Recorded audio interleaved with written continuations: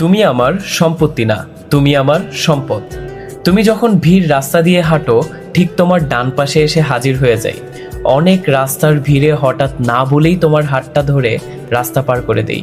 না, তুমি যে একা যেতে পারবে না তা নয়, তোমার কিছু হয়ে গেলে আমার যে অনেক মূল্যবান একটা সম্পদ হারিয়ে যাবে।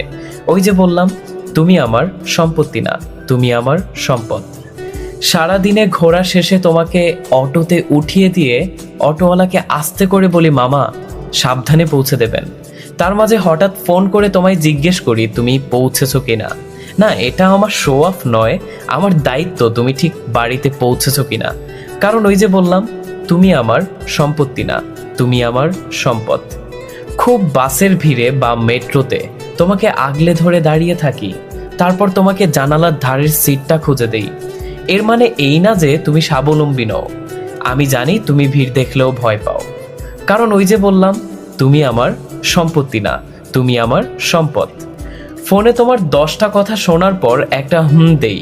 তুমি ভাবো এই গোমড়মুখটা তোমার খেয়াল রাখে না। তোমার বলা না বলা, ছোট বড় সব খবর এই ছেলেটা রাখে। তোমার ভালো খারাপ সব এই ছেলেটা বোঝে, কারণ তুমি যে তার সম্পদ। হয়তো তোমায় সে দেখায় না, কিন্তু তোমার খুশির জন্য, তোমার ভালো থাকার জন্য সে কম চেষ্টা করে না।